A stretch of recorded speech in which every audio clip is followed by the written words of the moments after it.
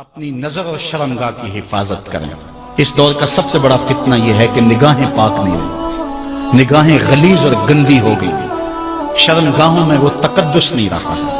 حضور علیہ السلام نے ارشاد فرمایا، من زنا زنیا بہی ولو بہی تانے دارے ہے، جس شخص نے زنا کیا یہ عمل اس کے گھر بھی لوٹے گا، اگرچہ اونچی اونچی دیواریں کیوں نہیں کر لیتے۔ یہ مکافات عمل ہے۔ گندم از گندم بروید جو ز جو، از مکافات عمل غافل میں شو۔ گندم بو گے تو گندم کاٹو گے، جو بو گے تو جو کاٹو گے۔ نظر کو تقدس دو، نظر کو پاکیزگی دو۔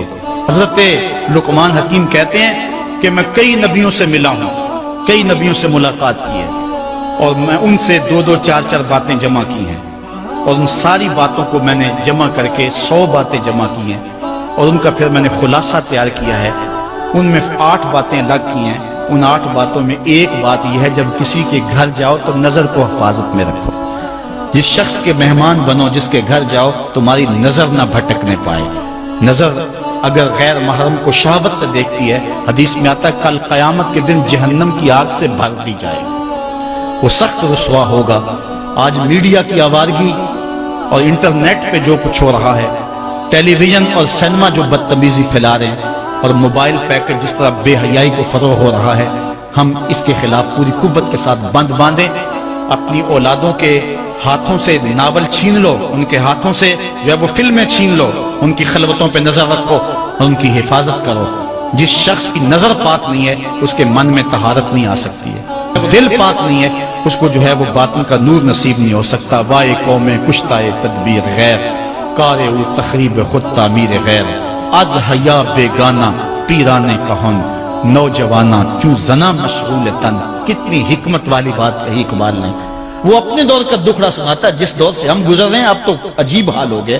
اقبال کہتا ہے یہ جو میرا دور ہے، جوان تو جوان رہے، بوڑھوں کی نظروں میں حیا نہیں رہا۔ از حیا بیگانہ پیرانے کہن، بوڑھے لوگوں کی آنکھوں میں بھی اقبال کہتا ہے حیا نہیں رہا۔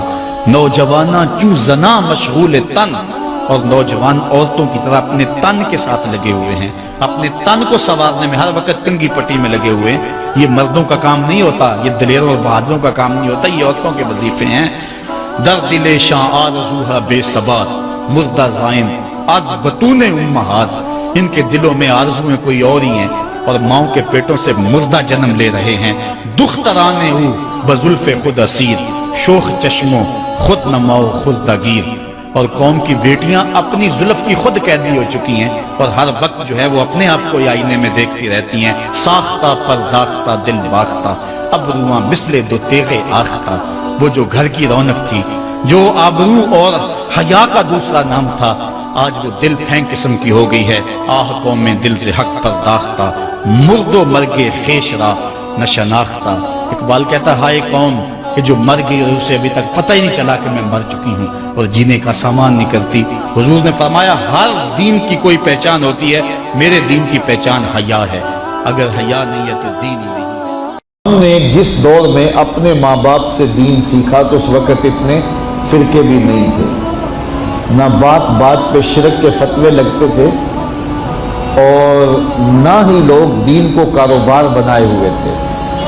اس وقت کوئی کھڑا ہو کے نعت بھی پڑھتا تھا تو اس کی آنکھیں بند ہوتی تھیں اور تصور مدینے کی گلیوں کا طواف کر رہا ہوتا تھا۔ اور اگر کوئی پیر طریقت تھا تو اس کا مقصد مخلوق کو اللہ تک پہنچانا تھا، لوگوں کا دل اپنی جانب موڑ کے مائل کر کے اپنی جیب گرم کرنا مقصد نہیں تھا۔ اس وقت عالم دین لوگوں کی عقیدتوں کو سمیٹ کر کے، گھیر کر کے، اپنی عقیدت کے دائرے میں ڈال کر کے ان سے سطحی مفاد حاصل کرنے کا دھندا نہیں کرتے تھے۔ اس وقت عالم دین بندے کو گناہ سے نکال کر کے اللہ کی دہلیز پہ سجدہ ریز کرنے کا کام کرتے تھے۔ اور آج ہم دیکھتے ہیں کہ فرقہ پرستوں نے اسلام کو توڑ کے رکھ دیا، اور جو لوگ بیچارے اللہ کے حضور سجدہ ریز ہوتے ہیں ان پر شرک کے اور بدعت کے فتوے لگا کر کے ان کو اسلام سے بدزن کرنے کی کوشش کی، اور نعت خانیاں ایک بہت بڑا کاروبار بن گیا، اور پیری مریدی ایک بہت بڑا دھندا بن گیا، تو اس دور کے اندر اپنی اولاد کو سنبھالنا، وہ طرح طرح کے سوال کرتی ہے، پوچھتی ہے، تو پھر ان کو دین پر مطمئن رکھنا اتنا آسان کام نہیں ہے۔ ہمارے والدین نے ہماری تربیت کی تو ان کے لیے قدرے آسان تھا، لیکن ہمارے لیے اپنی اولاد کو سنبھالنا اور دین کی راہ پر ڈالنا قدرے مشکل ہے۔ لیکن ہمارے والدین نے جو آسان کام کیا تھا اس کے لیے بھی بڑی محنت کی تھی، اور ہم اپنی اولاد کے لیے کیا اتنی محنت کر رہے ہیں جتنی محنت ہمارے والدین نے ہمارے اوپر کی تھی۔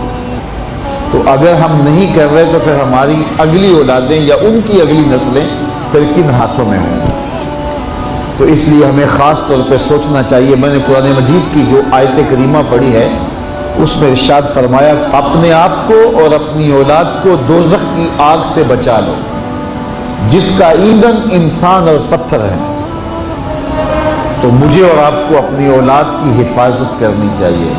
بعض اوقات ہم وطن چھوڑ کے یہاں آتے ہیں اس لیے کہ ہماری اولادوں کا مستقبل ٹھیک ہو جائے۔ ہم خود پردیس کاٹ لیتے ہیں، تنہائیاں کاٹ لیتے ہیں، اذیتوں سے گزر جاتے ہیں، لیکن اولاد راہ مستقیم سے بھٹک جاتی ہے تو ہم نے ان کی دنیا کی زندگی کی تو سنوار دی، لیکن جو حقیقی ابدی اور سرمدی زندگی ہے جو کبھی ختم ہونے والی نہیں ہے تو وہ برباد ہوگی۔ تو ہم نے اپنی اولاد کا بھلا نہیں کیا ہے، اپنی اولاد کا نقصان کیا۔ تو ہمیں چاہیے کہ ہم اپنی اولادوں کی حفاظت کریں، اور اولادوں کی حفاظت کیا ہے؟ ان کے اخلاق اچھے ہوں، ان کا کردار خوبصورت ہو، ان کے دین کی حفاظت ہو، اور وہ ایک صالح، سچے اور کھرے مسلمان کی صورت اپنی زندگی گزارنے کی مشق کریں، اور اس کا عملی نتیجہ ہماری آنکھوں کے سامنے ہو۔ میرے حضور نے ارشاد فرمایا کہ اپنی اولادوں کو 3 چیزیں سکھاؤ۔ پہلی چیز حب نبیکم، اپنی اولاد کو نبی کریم علیہ السلام کا پیار سکھاؤ۔ دوسری چیز وحب اہل بیتہ، اور حضور کے اہل بیت کا پیار سکھاؤ۔ اور تیسری چیز وتلاوت القرآن، انہیں قرآن مجید کی تلاوت کرنا سکھاؤ۔ یہ 3 چیزیں آپ اگر بچپن سے ہی اپنی اولاد کے اندر داخل کر چکے تو پھر آپ کامیاب ہوئے۔ یہ بات ذہن میں رکھیے کہ ہم اس وقت متوجہ ہوتے ہیں اولاد کی تربیت کے لیے جب وہ ہمارے ہاتھ سے نکل چکی ہوتی ہے۔ ہمارے گھروں میں ہماری صبح کا آغاز قرآن مجید کی تلاوت سے ہو تو پھر خیر و برکت کے قافلے ہمارے گھروں میں اتریں گے۔ قرآن ہماری زندگی کو بدلنے والی کتاب ہے۔ جب ہمارا ربط اس کتاب سے ہو جائے گا، پختہ تعلق اس کتاب سے قائم ہو جائے گا، تو پھر زمانے کی تیز آندھیاں بھی ہمارے پائے استقلال میں لغزش نہیں لا سکتی ہیں، نہ ہمارے عقائد میں خرابی آ سکتی ہے، نہ ہمارے عمل میں کمزوری آ سکتی ہے۔ اس لیے ہمیں معمول کے طور پہ قرآن مجید کو اپنی زندگیوں میں شامل کرنا چاہیے اور اپنی اولاد کو اس کا خوگر بنانا چاہیے۔ ایک زمانہ تھا کہ ہر گھر میں صبح کو قرآن کھلتا تھا، اور آج وہ دور ہم سے چھوٹتا چلا جا رہا ہے۔ صبح کے وقت موبائل تو کھلتے ہیں لیکن قرآن نہیں کھلتا، جس کا نتیجہ کیا؟ آج بے برکتیوں کے ڈیرے ہیں۔ کثرت مال کے باوجود بھی ہم بے برکتی کی بات کرتے ہیں، اس لیے کہ ہمارے گھروں میں قرآن مجید کا چراغاں نہیں ہے۔